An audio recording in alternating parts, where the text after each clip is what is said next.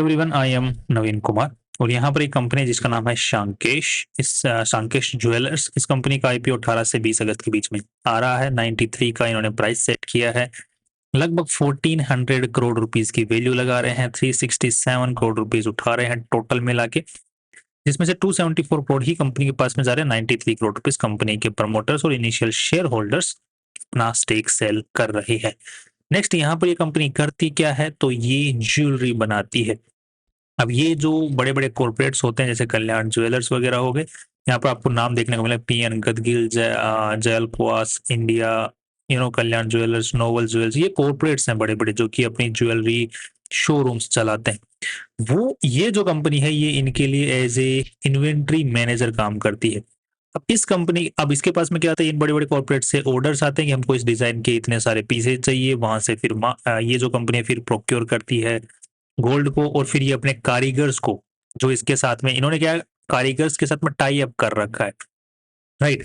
उन कारीगर्स को gold provide करती है और उनसे वो जो आइटम्स है बनवाती है और फिर ये प्रोवाइड कर देती है। तो ये इसको बोल सकते हैं कि एक मिडिल मैन है, राइट। और ये ज्वेलरी मैन्युफैक्चरिंग के अंदर में काम करती है।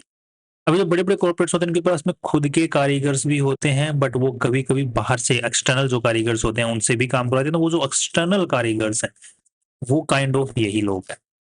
इसके अलावा कंपनी का जो बड़े कॉर्पोरेट से भी ऑर्डर आता है, साथ में जो कुछ सिंगल शोरूम वाले भी होते हैं, छोटे मोटे जो ज्वेलर्स होते हैं, वहां से भी इनको ऑर्डर देखने को मिलते हैं। अब समझ में आ गया कि ये पर्टिकुलरली डायरेक्ट रिटेलर्स को नहीं बेचती है, ये कॉर्पोरेट्स और शोरूम वालों को माल बेचती है। B2B सेगमेंट में इनका प्रोडक्ट बिकता है। और क्या बिकता है? ज्वेलरी की, जो सोने की चांदी की जो ज्वेलरी होती है वो बिकती है। कंपनी प्रमोटर्स के पास में 69% मालिकाना हक आफ्टर दी आईपीओ रह जाने वाला है।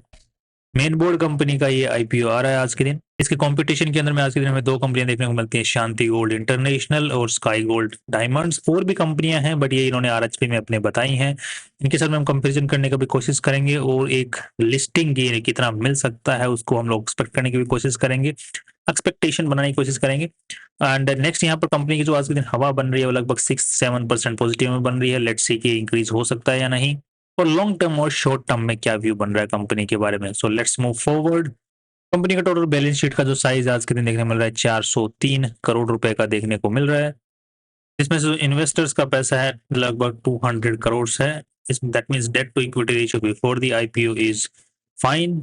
मोटे मोटे तौर पे 250 करोड़ रुपीस कंपनी के पास में और चले जाएंगे खर्चा वर्चा निकालने के बाद में। तो लगभग जो बैलेंस जो इन्वेस्टर्स का पैसा है वो लगभग 450 करोड़ आफ्टर दी आईपीओ हो जाएगा, जो कि पीबी रेशियो निकल के आता है कंपनी का अराउंड 3 का निकल के आता है, राइट। एंड नेक्स्ट यहाँ पर जो कंपेयर करने की कोशिश करते हैं 3 के पीबी रेशियो को, तो इसका भी 3 है, इसका 10 का है। दैट मीन्स इसके हिसाब से इसके आसपास में कंपनी ने वैल्यू लग रही है। नेक्स्ट कंपनी का जो रेवेन्यू है वो कंटिन्यूअसली इंक्रीज हो रहा है। 1100 करोड़, 1400 करोड़, यहाँ पर 1600 करोड़ कंटिन्यूअसली इंक्रीज है। बट यहाँ पर जो CAGR ग्रोथ है रेवेन्यूज के अंदर में वो उतनी कुछ खास नहीं है कंपेरेटिवली अगर देखा जाए दूसरी जो शोरूम वाली कंपनियां उनके मुकाबले। नेक्स्ट कंपनी का अगर हम लोग एबिटा निकालने की कोशिश करते हैं और जो पैट नंबर्स हैं उनको कंपेयर करके देखते हैं दूसरे कॉम्पिटिटर्स के साथ में, तो उस डिटेल के साथ में चलने की कोशिश करते हैं। उससे पहले कंपनी का कैश फ्लो देख लेते हैं। तो ऑपरेटिंग जो कैश फ्लो है कंपनी का वो मोस्टली ठीक ठाक देखने को मिल रहा है। दो इस सेगमेंट के अंदर में अभी जो है जितनी भी कंपनियां हैं मोस्टली उनकी सबकी ही पैसा जो है इन्वेंट्री के अंदर में है, गोल्ड के अंदर में है, बिकॉज इनकी इन्वेंट्री क्या है? गोल्ड। तो सबकी यही हालत है इनकी। नेक्स्ट कंपनी अगर हम लोग लोगो देखते हैं तो आज के दिन रजिस्टर्ड देखने को मिल रहा है। कंपनी जो प्रॉपर्टी यूज करती है वो कॉर्पोरेट ऑफिस तो ओन है, बाकी जितने भी जो प्रॉपर्टीज हैं वो मोस्टली सारी ही लीज पर है। यहाँ पर हम लोग देख सकते हैं कंपनी के पास में जो एम्प्लॉइज हैं वो मोस्टली सेल्स के अंदर में, administration, account, designing and client servicing के अंदर में है, क्वालिटी में है। बट यहाँ पर जो जॉब वर्क वाला जो काम है वो हम लोग देख पा रहे हैं कि बाहर से कंपनी आउटसोर्स कर रही है। जॉब वर्क वाला काम किस तरीके से होता है उसका यहाँ पर फ्लो चार्ट में इन्होंने बताया हुआ है, जिसको आप भी पढ़ सकते हैं पॉज करके, और ये इनके आइटम्स आप लोग देख सकते हैं। कृपया करके ये जो तस्वीरें हैं अपने खुद के रिस्क पे देखें, अगर वाइफ आसपास है तो खर्चा भी हो सकता है। यहाँ पर कंपनी बता रही है जैसे कि इनके जो कॉर्पोरेट क्लाइंट्स हैं उनसे कितना % रेवेन्यू आता है और जो नॉन कॉर्पोरेट क्लाइंट्स हैं उनका कितना रेवेन्यू आता है, जो कि मैंने आपको at the beginning of the video बताया था। मुझे एक चीज समझ में नहीं आती, जब भी कोई कंपनी पैसे उठा रही होती है तो उसका जो पास्ट का ट्रैक रिकॉर्ड होता है वो नॉर्मली CAGR जो होता है, और जो वो उस सीएजीआर को कैलकुलेट नहीं करती, फ्यूचर में एक पता नहीं एक्स्ट्रा कौन से नंबर्स जोड़ देती है और बोलती है कि हमारी ग्रोथ जो है वो मल्टीपल होने वाली है, अब बढ़ने वाली है। अब ये समझ में नहीं आता कि ये जब पहले नहीं बढ़ पाई तो आगे कैसे बढ़ जाएगी एक्स्ट्रा। ये पैसे उठाते वक्त मोस्टली हर कंपनी अपने प्रेजेंटेशन के अंदर ये हाइपोथेटिकल नंबर्स लेके आते हैं, पता नहीं कौन सी रिसर्च का तो वो संज्ञान लेते हैं, आई डोंट नो। तो हम लोग कंपेयर करके देख लेते हैं मार्केट में जो कॉम्पिटिटर्स हैं उनके साथ में। तो यहाँ पर देखने को मिला शांकेश ज्वेलर्स का डेटा ये वाला यहाँ तक है, फिर शांति गोल्ड का यहाँ पर है और स्काई गोल्ड डायमंड्स का यहाँ पे देखने को मिल रहा है। नेक्स्ट यहाँ पर जो ग्रोस मार्जिन है, आईपीओ लेके आने वाली कंपनी का जो ग्रोस प्रॉफिट मार्जिन है वो लगभग 11% है। वही अगर हम लोग शांति का देखते हैं तो 10%, सॉरी 11% के आसपास है, बट थोड़ा कम है। एंड स्काई गोल्ड का यहाँ पर लगभग 8.5% के आसपास में। तो क्लियर विनर जो आईपीओ लेके आ रही है वो कंपनी है। नेक्स्ट यहाँ पर पैट परसेंटेज, जो पैट मार्जिन देखते हैं तो यहाँ पर 6.5% है, शांति गोल्ड का लगभग 7% है और स्काई गोल्ड का यहाँ पे 4.5% है। यहाँ पर क्लियर विनर शांति गोल्ड है। इसके अलावा आरओई परसेंटेज में सबसे ज्यादा जो है आईपीओ लेके आने वाली कंपनी है। एंड इसके अलावा अगर आरओसीई की बात करते हैं तो उसमें भी आईपीओ लेके आने वाली कंपनी है। अगर हम लोग वर्किंग कैपिटल रेशियो की बात करते हैं तो उसमें भी जो है ये शांति गोल्ड वाली जो कंपनी है ये बेटर परफॉर्म कर रही है। जो मोस्ट इंपोर्टेंट रेशियो होता है एक तो ये ग्रोस प्रॉफिट मार्जिन वाला, इसमें सबसे हाईएस्ट पे ये कंपनी ही बैठी हुई है। प्रॉफिट मार्जिन के हिसाब से भी ये दूसरे नंबर पे बैठी हुई है, तो इसके हिसाब से मार्केट को इसको वैल्यू मिलनी चाहिए शांति गोल्ड के आसपास में, जो कि शांति गोल्ड का जो आज के दिन पी रेशियो मिल बन रहा है 10 का देखने को मिल रहा है। जबकि जबकि इन दोनों ही कंपनियों से जो बेकार परफॉर्म कर रही है स्काई गोल्ड डायमंड, उसको जो पी रेशियो मार्केट ने दे रखा है 36 का दे रखा है। अब ये जो पर्टिकुलर कंपनी को मार्केट किस तरीके से वैल्यू देने वाला है, अब ये तो थोड़ा सा समझना, मतलब कल भी हमने एक कंपनी की रिसर्च की थी जो कि इस पर्टिकुलर ज्वेलरी सेगमेंट में आईपीओ लेके आ रही थी। उसमें हमने देखा था कि मार्केट को समझ में नहीं आ रहा है अभी कि मार्केट जो गोल्डन ज्वेलरी वाली जो कंपनियां हैं उनको किस तरीके से वैल्यू दे रहा है। कुछ कंपनियों को आसमान पे बिठा रखा है, कुछ कंपनियों को जो सिमिलर सा ही काम कर रही है उनको जमीन पर लिटा रखा है। अब इसी तरीके से अगर इसको चेक करने की कोशिश करते हैं तो यहाँ पर लगभग 100 करोड़ इन्होंने कमाए हैं, लगभग यहाँ पर 13 के आसपास का पी रेशियो कंपनी का निकल के आ रहा है।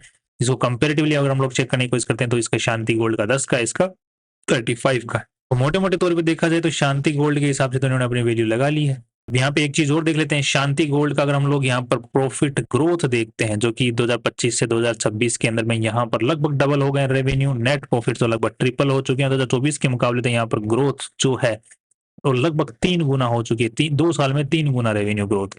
और यही चीज स्काई गोल्ड के साथ में चेक करने की कोशिश करते हैं तो यहाँ पर इसकी जो है 1700 करोड़ से 6000 करोड़, लगभग 3 गुना ही इसके रेवेन्यू हो चुके हैं। और जो आईपीओ लेके आ रही है कंपनी, उसका अगर हम लोग नंबर्स को देखने की कोशिश करते हैं तो पिछले 3 साल के अंदर में जो नंबर्स हैं वो 3 गुना छोड़ो यहाँ पर डबल भी नहीं हुए हैं। तो कंपेरेटिवली ये जो ग्रोथ है, रेवेन्यू ग्रोथ है, जो कि हमने कल भी जो कंपनी में डिस्कस किया था तो वहां पे हमने देखा था कि जो रेवेन्यू ग्रोथ को मार्केट ने सबसे ज्यादा वैल्यू पी रेशियो वाइज दे रखी थी, इनका रेवेन्यू ग्रोथ अच्छा है।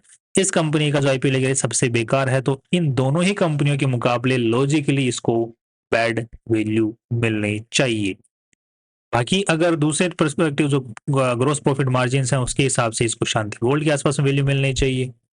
वो भी जो वैल्यू इन्होंने ऑलरेडी लगा लिया 13 का पी रेशियो की, उसके हिसाब से यू नो उसके आसपास में ऑलरेडी लगा लिया, तो उसके हिसाब से थोड़ा बहुत नीचे वैल्यू मिलनी चाहिए, लिस्टिंग गेन नहीं मिलना चाहिए लॉजिकली। अब कंपनी आईपीओ से पैसे उठाने के बाद करेगी क्या? तो यहाँ पे देखने को मिल रहा है कि 160 करोड़ रुपए कंपनी लोन चुकाने में काम मिलेगी, तो इसका डायरेक्ट जो इफेक्ट देखने को मिलेगा लगभग नेट प्रॉफिट के अंदर में 12 करोड़ का देखने को मिल सकता है लोन चुकाने से ही, मोटे मोटे तौर पे। तो उससे क्या होगा कि 120 करोड़ का कंपनी का नेट प्रॉफिट हो जाएगा। 120 करोड़ के हिसाब से देखा जाए तो कंपनी का जो पी रेशियो है वो 11 के आसपास में चला जाएगा, जो कि अगेन कंपेरेटिवली देखा जाए तो एट पार वैल्यू लगाई है। अब यहाँ पे भी हमने देखा कि जो सबसे ज्यादा इसको पी रेशियो मार्केट ने दे रखी है तो उसका जो ग्रोथ है वो बहुत ही ज्यादा भयंकर है, इसीलिए सबसे ज्यादा भयंकर पी रेशियो है।